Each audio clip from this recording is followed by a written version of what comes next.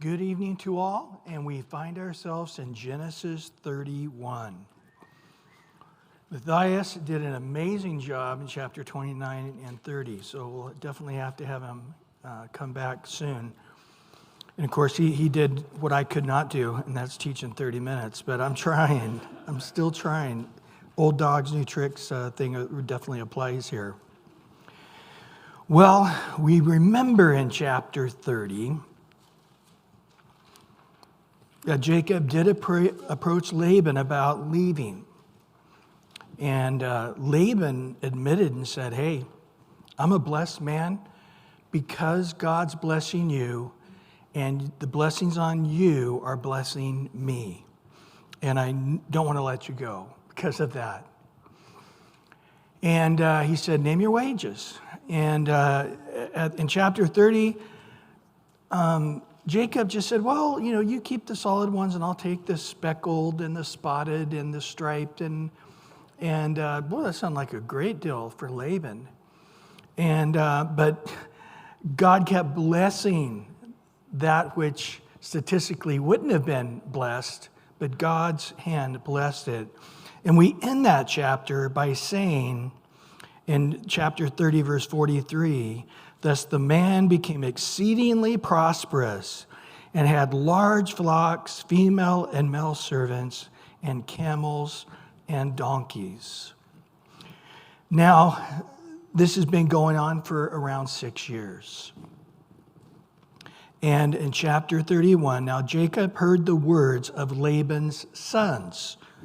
We find out here for the first time, Laban's sons saying, Jacob has taken away all that is our father's, and from what was our father's he has acquired all this wealth.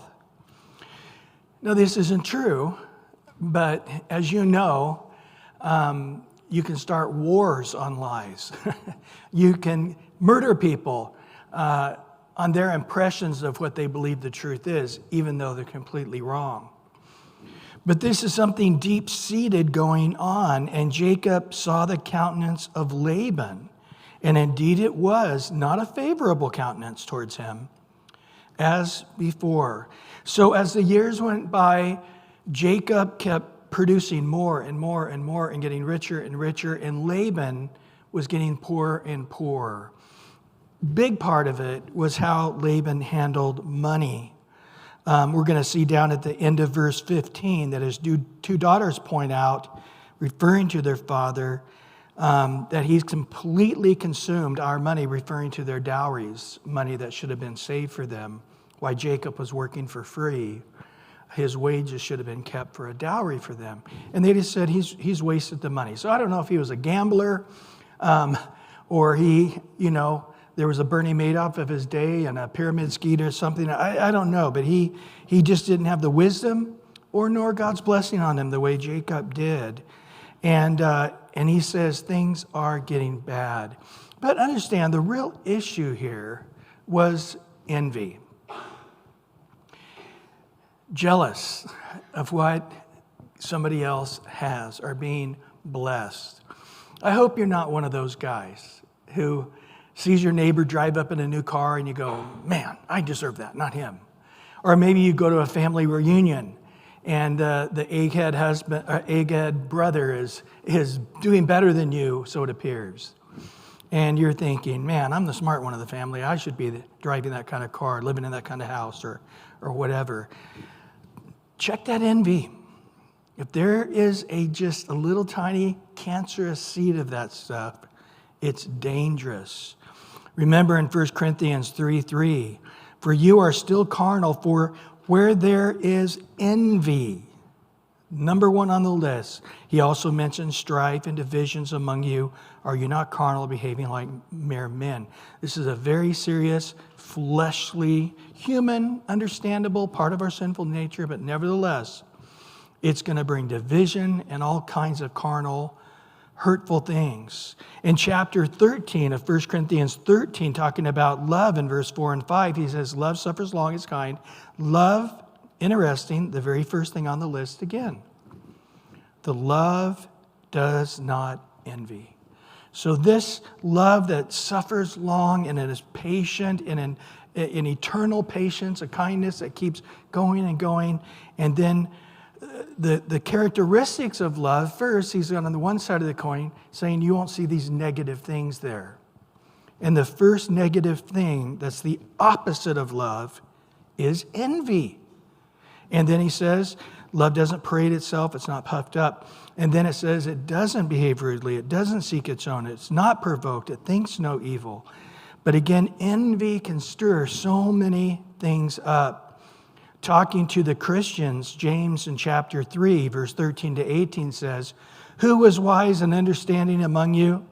Let him show by good conduct that his works are done in the meekness of wisdom. But listen now, verse 14.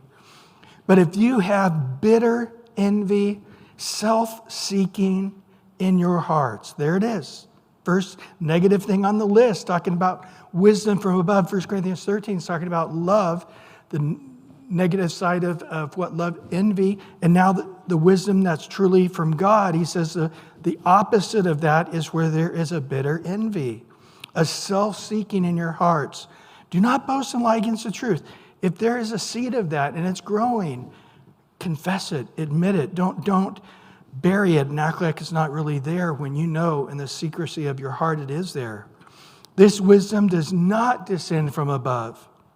It's earthly, sensual, demonic. Whoa. For where, here it is again, envy and self-seeking exist, confusion and what? Every evil thing are there. So in 1 Timothy 6, it says the love of money is the root of all evil. But what often goes hand in hand with the desire to get rich and to desire riches, it's often envy. It's so ridiculous how these millionaires or billionaires are buying these giant yachts. The new fad now with billionaires is they build these things that are just massive, but they have another uglier one that's just as big for all their boats and helicopters and planes to fit in with all their extra food and wine and whatever, and the one follows the other around. So, if they pull it up and walk across and jump in their helicopter or plane, they don't want to take up the room in their other giant yacht for such things. And it's comical how ridiculous these things have gotten. And of course, the multiple of cars and all of these kind of things.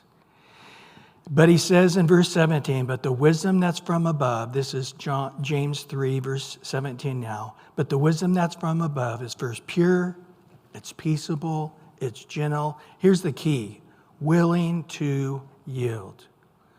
Full of mercy, good fruits, without partiality, without hypocrisy. Now the fruit of righteousness is sown in peace by those who make peace. So Jacob rightly discerned that this seed of envy that had been there maybe a few months or a few years earlier, now it has grown. But remember, they weren't really living that close together. We read back in chapter 30, verse 36, that Laban stayed 3 days' journey away from Jacob. They had 2 separate things, a good distance away. And but yet, when they did have those times that he bumped into the brother-in-laws or to the father-in-law, it was not good. Well, going back now to Genesis 31. So he says, you guys know this. And then he says in verse 33, once again, the Lord said to Jacob, return to the land of your fathers, to your family, and I will be with you. So typically when God has spoken to Abraham or Isaac or now Jacob, we're told about it. God met him. And this is what the Lord said. But evidently through the years, God was speaking to Jacob. He hadn't told his wives or his kids or his family. He just sort of treasured it in his heart. And that's probably why back in chapter 30, when Jacob says, hey, I need to go back to my father, it was probably something the Lord had spoken to his heart in less of a profound way. And that's why Laban was able to talk him into staying for a while. But now it's like, hey, I don't care about the wealth. God now is telling me I got to go. It's not just my desire, even though it is my desire. It's the word of the Lord. And then God said those wonderful words, I will be with you. It's scary. I mean, last he knew of Esau, he wanted to kill him. Even though a little over, somewhere over 20 years, they have not seen each other. He does not expect his brother Esau to have lessened in his anger. And then, of course, he knows Laban, how he's going to look at it. And that's a scary, I'm sure that those kind of confrontations cause your gut not to digest food very well. I don't know about you. When you got to confront somebody, I can't sleep, I can't eat, And Jacob, the idea of confronting Laban and talking to him and wrestling and his brother, it just, this is hard. And God says, hey, I'll be with you. I'll strengthen you. I'll take care of these things. Well, in verse 4, so Jacob sent and called Rachel and Leah to the field to his flock. So no listening ears anywhere. It's probably an unusual scene. Or, hey, I want you to go get my two wives there and bring them out, and I want you to leave. I want to have a confidential conversation with them. And he said to them, I see your father's countenance. Now, this word that we saw in the two verses prior where it says this, that it was not a favorable towards him or his countenance, the same exact words are being used. This is the same word back in Genesis 4:5 when God was questioning Cain. And it says Cain's countenance had fallen. This is after he had killed, or he was being tempted and the murder that was in his heart. And God says, your countenance has fallen. So it's a very powerful word. I see your father's countenance, that it is not favorable towards me as before, but the God of my father has been with me. And you know that with all my might I have served your God. This term, all my might, it's a powerful term.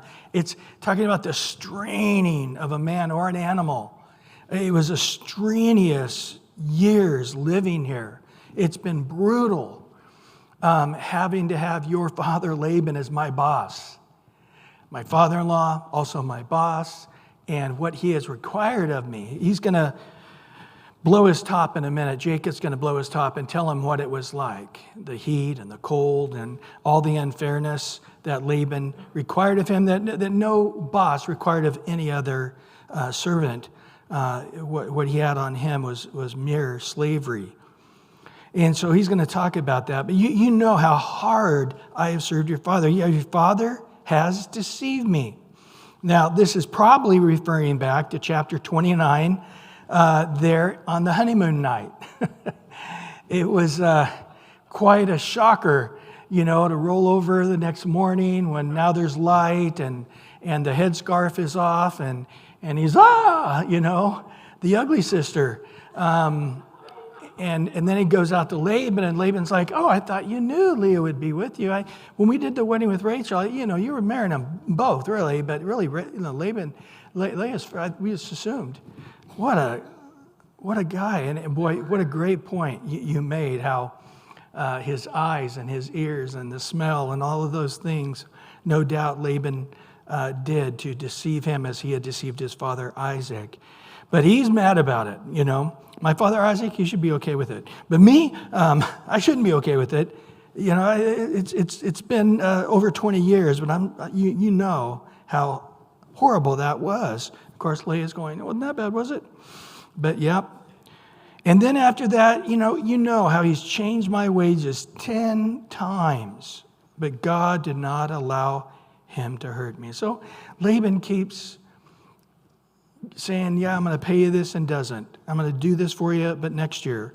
And he never has been fair all along the way.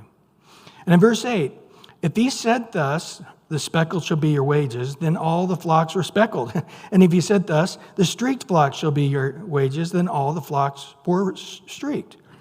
And God has taken away the livestock of your father and given them to me. And it happened at that time when the flocks conceived that I lifted my eyes and I saw in a dream. Behold, the rams which leaped upon the flocks were streaked and speckled and gray spotted. And the angel or the messenger, the ambassador of God, spoke to me in a dream, was Jesus, we know, saying, Jacob. And I said, here I am. And he said, lift your eyes now and see all the rams which leaped on the flocks are streaked and speckled and gray spotted.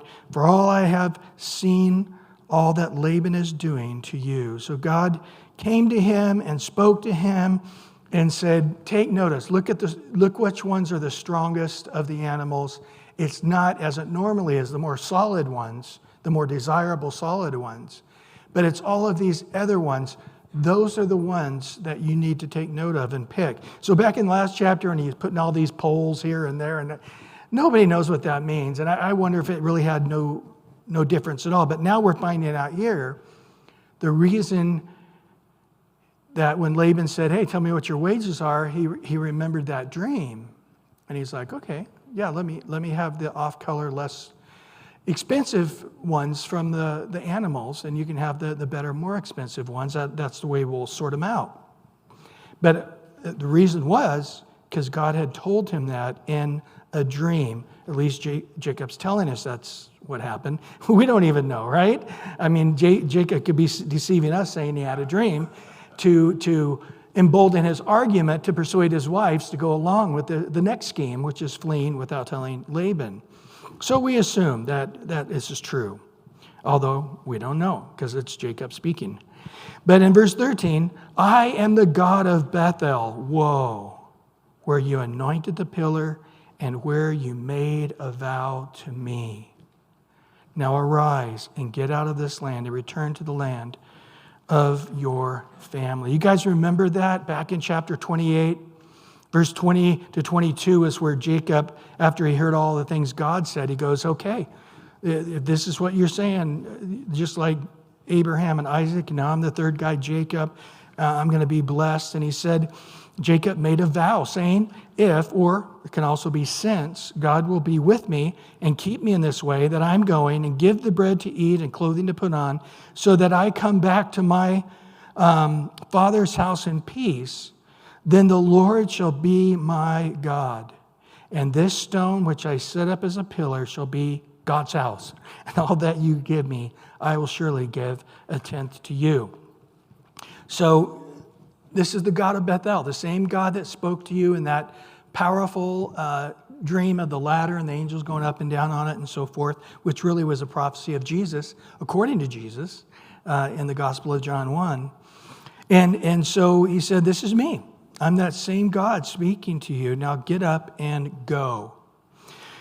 So he is asking his advice for Rachel and Leah, but I think he's also saying that we all need to be together on this.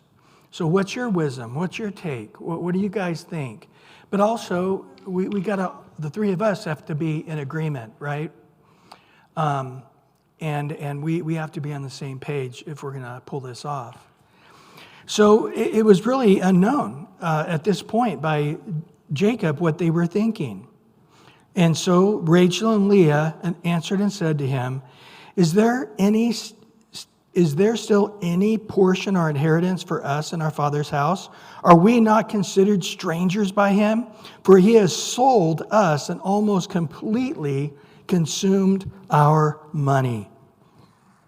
For all these riches which God has taken from our father and that are really ours and our children's, now then, whatever God has said to you, do it. So the way they observed it was not just God blessing Jacob more than Laban, but God not blessing Laban because he spent their dowries, and in essence, God blessing Jacob for him to be able to have a lot of extra money for a dowry for him. So that was interesting from their point of view, how they viewed Jacob's success, which was really their success getting a dowry that their dad had spent as well, which might have some truth in that as well, but that's how they viewed it. So Jacob arose and set his sons and his wives on the camels. So there was a lot. He had a lot of stuff. At this time, he has 11 children, remember? Only one of the kids will be born actually in the promised land, and that's Benjamin. All the rest of them were actually born where Abraham was born, in that Ur of the Chaldees or Haran. We're not sure exactly where that is in preference to Ur of Chaldees, but somewhere in that area in northern Iraq. And so these guys were all born outside the promised land. And so he carried all of his possessions which he had gained, and he acquired livestock which he had gained in Padan Aram, and to his father Isaac in the land of Canaan. Now Laban had gone to shear his sheep, and Rachel had stolen the household idols that were her father's. And Jacob stole away, unknown to Laban the Syrian. We talked about that earlier when that came up, remember, referring even to his father, Bethuel, was a Syrian, which also can be easily the same translated as Aramean, Aramean. But it's interesting because later on in Deuteronomy chapter 26, verse 5, Jacob is called a Syrian or an Aramean. So I do believe that the roots of those, the family of Abraham, had Aramean roots in it as well. But either way, this is how they looked at him. And so Jacob stole away, unknown to Jacob, Laban the Syrian, in that he did not tell him that he intended to flee. So he fled with all that he had. He arose and crossed the river and headed towards the mountains of Gilead. Now, when they sheared the sheep, it was a party. It was basically a big party. They had music. Everybody came. They had dancing. It went on for days. This is one of the big feasts every year. And so all the family had left because Laban was 3 days' journey away. We know that from chapter 9, verse 36. Excuse me there. And he put these 3 days' journey between himself and Jacob. And so they were 3 days away. Everybody went. The house was empty. So this was an advantage to move out, which would have been something that people would have noticed. And then on top of that, to have several days head start would be also very helpful. In verse 21, so he fled with all that he had. He arose and crossed the river, that is the Euphrates River, and headed towards the mountains of Gilead. Now you'll notice I gave you a map of Gilead, or of Israel. And just look west of the Sea of Galilee, and you'll see the mountains of Gilead, which David so beautifully talks about as well. Beautiful mountains, they really are. The Golan Heights and all of that, beautiful snows, and just absolutely breathtaking mountain range there. So he's headed out into the mountains, and he's thinking that he's going to be able to get somewhere where Laban can't find him. And in verse 22, and Laban was told on the third day that Jacob had fled. So let's do the math. They were already 3 days away, now 3 days gone. See, 6 days ahead and moving. So 6 days ahead and quickly, 7 days ahead, 8 days ahead, he's getting more and more a distance from Laban. But then he took his brethren with him and pursued him for 7-day journey, and he overtook him in the mountains of Gilead. Although they found Jacob, it doesn't appear that they immediately approached Jacob. Instead, they made a tent. They pitched their tents and waited for the right time to talk to Jacob. So notice in verse 24, but God had come to Laban the Syrian in a dream by night and said to him, be careful that you do not speak to Jacob, neither good nor bad. This is a Jewish expression that basically says, leave it alone. But it's interesting because he's not defending Jacob. He's not saying, my Jacob, my innocent boy, and you were all wrong and he's all right. He's not, because Jacob's not. Jacob is a con artist, just like Laban is. He's a sly guy, and no doubt there's been a number of times where his brother-in-laws were on the rear end of a deal that Jacob came up with. So he's not saying you're bad and Jacob is innocent. He's looking at both of these guys going, you're both scoundrels. And so you, scoundrel, don't mess with the other scoundrel. Just leave them away. I'm not saying you have to bless them. I'm not saying you have to say it's good.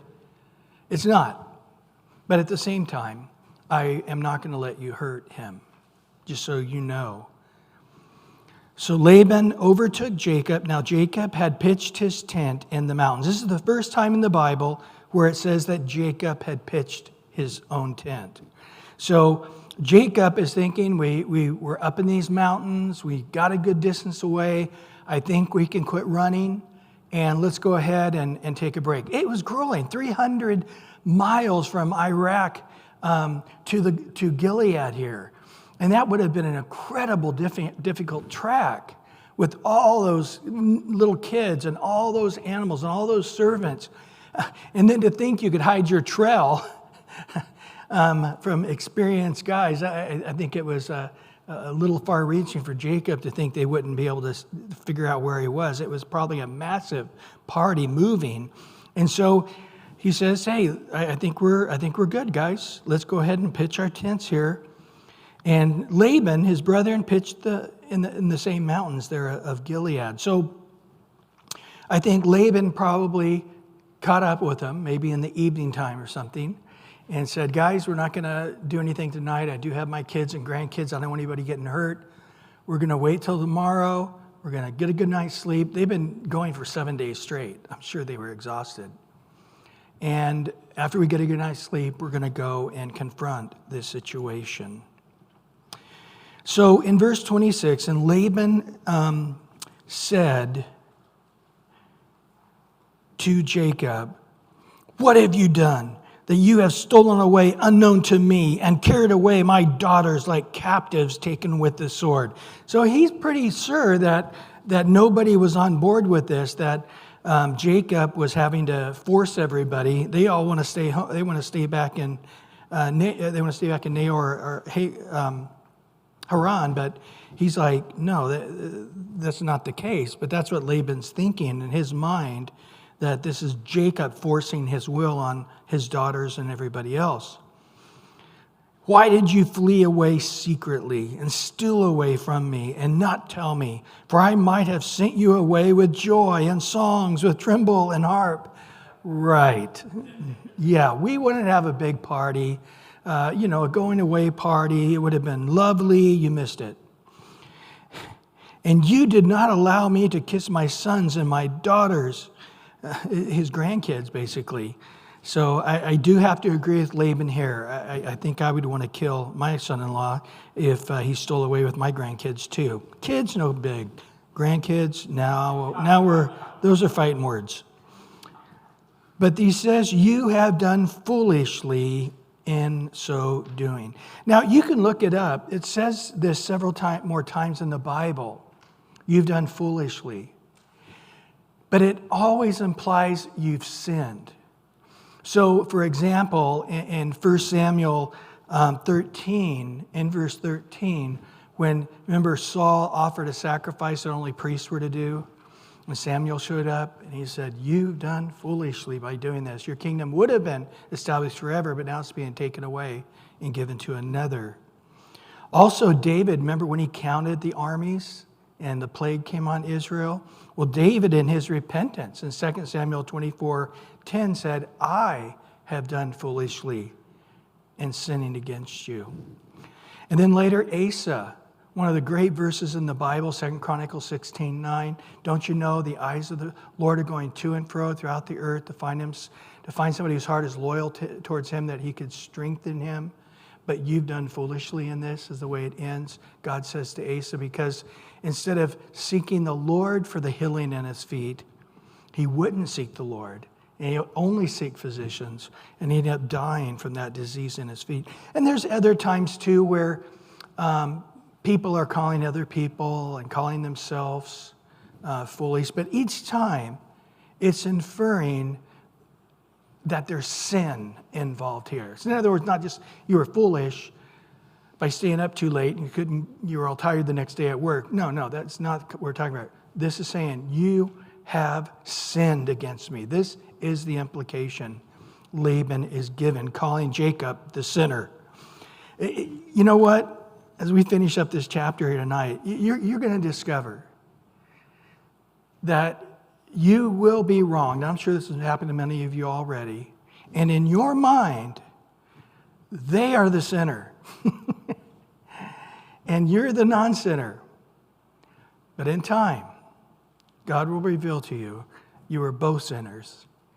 And I can't repent for their sin, but I can repent for my sin. But typically, when people are judging another man, they're wrong. That's what Romans 2 says, right? You're judging because you're doing the same thing. The reason you have a condemnation towards that person and what they're doing, not because God has a condemnation towards that person and what they're doing, but because it's the same sin in your own heart. That's how you know they're doing it, because you're doing it. And on top of that, your own heart, your own conscience is condemning you, causing you to condemn others for the same sin that you're doing. So, I was just talking to a brother yesterday, and that was the very thing, saying to him, let it go. What people have done to hurt you, truly turn the page and move on. And as it comes out in your heart and your mind every time, have no condemnation, no judgment, only forgiveness. And trust in God. Just say, God, I laid it at your feet. You do what you need to do to your children, right? I mean, if you raise children, they've come and said, Mom, he needs a spanking. Here's the belt. Here's the paddle. I was going to do it. It's like, oh, I'm 3 years older. I'm 8. He's 5. I started, but I thought, I'll give it to you and let you do it, Dad. And it's like, yeah, that was smart. Had you hit him with the belt, you would not have been disciplining him, but you'd be getting disciplined yourself for hitting them. It wouldn't have been discipline. In the same way, we can't discipline somebody else's child. We got to let God discipline them. Well, in verse 29, it is in my power to you to harm you. So now we really know what's in his heart, don't we? But the God of your father spoke to me last night saying, be careful that you speak to Jacob neither good nor bad. And now you have surely gone because you greatly long for your father's house. But why did you steal my God? So I know why you did it, because you're just, you so much want to see your dad. And you know what? It's good to honor your dad. So I can forgive you for all this, because I know you had this overwhelming desire even over 6 years ago when you first mentioned it to me. So I know it's been festering there all this time, and that's a good thing. So a man can forgive another man for wanting to go see his aged dad. But as far as you doing it secretly and then on top of that, you steal my gods. Whoa, I don't think Jacob was expecting to hear that. He was quite shocked by this. And Jacob answered and said to Laban, well, because I was afraid, for I said perhaps you would take your daughters from me by force. So when I thought of having that conversation with Laban, all I could think of is waking up the next morning with your older daughter. And this time, I think I might not have woken up alive. That's my issue. I just don't think there would have been a good ending to the story if you were a part of us leaving. I just don't think it would have happened. I think my life would have been in jeopardy. I just think that you never would let your daughters and grandkids go away. So even though this is all true, it's Jacob in his own strength trying to counter somebody else. Isn't this what happened with Isaac and Esau? And him and his mother, well, I know Dad's wrong, I know Esau's wrong, I know God says that so therefore we're going to do this little deceitful thing. And so Jacob never really got to see what God would have done in stopping Isaac from blessing Esau. And God still giving the blessing from Isaac to Jacob without them doing all of this deceitful stuff. In the same way here, he says, I was afraid. And therefore, I worked out this scheme. I talked to the daughters on the field. Nobody could hear us. We figured it all out. We told everybody that night, get up, get your stuff together. Oh, we're out of here, And they quickly got it all together and took off as fast as they could. It wasn't honorable. It wasn't necessary. Psalms 118:6. The Lord is on my side. I will not fear. What can man do to me? There's the answer right there. What can man do to me? God's with me. Proverbs 29:25. The fear of man brings a snare, but whoever trusts in the Lord shall be safe. So fearing man won't make you safe, but trusting in the Lord will make you safe. And so his reasoning wasn't really adequate, but in his mind, all he had was his own human ability and to lean on his own understanding rather than to look to God and ask God direction, and more specifically, how he could leave without doing it this way. Well, in verse 32, with whomever you find your gods, do not let him live. So Jacob really, really believed that nobody in his party, including his wives, would have taken his idols. He really believes, there's no way you're making this up, Laban. Whoever you find with the idols, you can kill him. Now, in the Jewish writings, the rabbis' writings of Israel, they actually teach this is why Rachel died young right after giving birth to Benjamin. Because this curse of Jacob had fallen upon her, and that's why she died at a young age. I don't know about that. But it's interesting that he says, he cursed him basically to death. Well, in the presence of your brethren, identify what of yours is taken with you, for Jacob did not know that Rachel had stolen them. And I think he was very surprised that she would have. And Laban went into Jacob's tent, into Leah's tent, and into the two maids' tents, and he did not find them. Then he went out of Leah's tent and entered Rachel's tent. Now, Rachel had taken the household idols, put them in the camel's saddle, sat on them. Laban did search all about the tent, but did not find them. And she said to her father, let me not displease my Lord, that I cannot rise before you, for the manner of woman is with me. No shame, no depths of her deceptiveness. And he searched, but he did not find the household idol. So, if there's something that's going to creep a dad out, that's it, I want to check under you. Oh, no, I'm on my period. Oh, okay, stay away. So she was very clever. So Jacob now was angry, and he's going to get the full brunt of what he thinks about all this past years. 20 years of frustration comes pouring out. He rebuked Laban, and Jacob answered and said to Laban, what is my trespass? What is my sin that you so hotly pursued me? Although you have searched all my things, and what part of your household things have you found? Is it here before my brethren and your brethren that they may judge between us both? These 20 years I have been with you, your ewes and your female goats, and not miscarried their young, and I have not eaten the rams of your flock, which would have been a right if he was out and needed meat. But he didn't use that right. And that which was torn by beasts I did not bring to you. I bore the loss of it. You required it from my hand, whether stolen by day or stolen by night. So this is completely unreasonable. If a bear or a lion had killed a lamb, they just need to bring whatever's left over, and they would show it to the owner, and the owner wouldn't deduct it from their wages.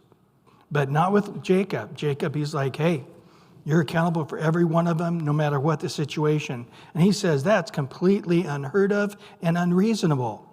Therefore I was, in the day of drought, consumed me, and the frost by night, and my sheep departed from my eyes. Thus I have been in your house 20 years. I served your 14 years for your 2 daughters, 6 years for your flock, and you have changed my wages 10 times. Unless God of my father, the God of Abraham, the fear of Isaac, had been with me, surely now you would have sent me away empty-handed. God has seen my affliction and the labor of my hands and rebuked you last night. Woo, hot under the collar there. But he says, man, I was in the heat by day. You didn't give me a break. You didn't let me do something to keep that kind of heat on me. At night, I had to sleep out with the sheep and stuff, even as I got older. I mean, if you do the math, he's in his 90s right now at this point. And I was freezing, and this went on for over 20 years. You treated me like this, worse than any employee. And in verse 43, and Laban answered and said to Jacob, these daughters are my daughters. These children, looking at his grandchildren, are my children. And these flocks is my flock, and all that you see is mine. But what can I do this day? These are my daughters and their children whom you have borne. So now Laban is spewing from the recesses of his heart. All this is mine. All this wealth that you're looking at, it's really mine. All these kids, these daughters, these grandkids, everything is mine, and you're stealing it away. That's the way the truth of it is. And if God didn't speak to me last night, I was coming with force, and I was coming to harm you and take all that's mine back. That's really what he was going to do. Now, therefore, come, let us make a covenant. So you got it off your chest, I got it off my chest, and now he's like, somebody's got to give in first and say, uncle, so it's going to be me. So we both have said our piece. So let us make a covenant, you and I, and let it be a witness between you and me. So Jacob took a stone and set it up as a pillar. And Jacob said to his brethren, gather stones. And they took the stones and made a heap, and they ate there on the heap. Laban called it Jegar Sahadutha, but Jacob called it Jalid. So he was speaking the language of Mesopotamia, Laban was, and the Aramaic of that day, I guess. And then Galid is Hebrew. It means the same thing, though, the heap of witness. These stones are a witness of what's the covenant we're making here. So Laban said, this heap is the witness between you and me this day. Therefore, its name was called Galid. Also, it was called Mizpah, because he said, may the Lord watch between you and me when we are absent one from another. Now, this is quite interesting, because this was actually a threat. He's going to tell him right after this, if you do anything to my daughters, verse 50, if you afflict my daughters, or if you take other wives besides my daughters, although no man is with us, God is my witness between you and me. And Laban said to Jacob, here is this heap, and here is this pillar, which I have placed between you and me. This heap is a witness, and this pillar is a witness, that I will not pass before this heap to you, and you will not pass before this heap and these pillars to me for harm. And the God of Abraham, the God of Nahor, and the God of their father judged between us. And Jacob swore by the fear of his father Isaac, or in honor to his father. And Jacob offered a sacrifice on the mountains. This is interesting. And he called his brethren to eat the bread, and they ate bread, and they stayed all night on the mountain. And early in the morning, Laban arose, kissed his sons and daughters, and blessed them. Didn't say he kissed Jacob. And Laban departed and returned to his place. And that's the last time we ever hear of Laban in the Bible. But going back to verse 49, this mitzvah. Have you heard of the mitzvah blessing? That sometimes people exchange rings. Sometimes it's necklaces. And often it'll say right on there, may the Lord watch between you and me when we are absent from one another. That's beautiful, isn't it? I think it's one of those verses where we see God turning all things around for good. Because it really is a beautiful blessing in the midst of a very heated moment. And of course, it wasn't really saying, God bless you and God bless me. I can't wait till we get together and hug and kiss and see each other again, you know. That's not the warm and oozy feeling that they do with the mitzvah rings or necklaces or or maybe you have a plaque at home. So don't throw it away. It's a beautiful blessing. He didn't intend it that way, but God made it that way, right? And so it's a beautiful mitzvah blessing. And what a great word. May the Lord watch between you and me when we are absent from one another. Well, we see Jacob get out-Jacobed by Laban. But before God can really begin to mature Jacob in spiritual things, these Jacob ways, these Jacob characteristics, these character flaws of Jacob have to end. And the way the Lord's going to do it in this next week is beautiful and powerful. But he actually has to weaken Jacob in the outer man, so he is stronger in the spiritual man, the inner man. And we are going to see the Lord very personally wrestle that out of Jacob's life. Lord, thank you for your word tonight. And as we meditate on these things, we ask that you just continue to put them deeper and deeper into our hearts. In Jesus' precious name.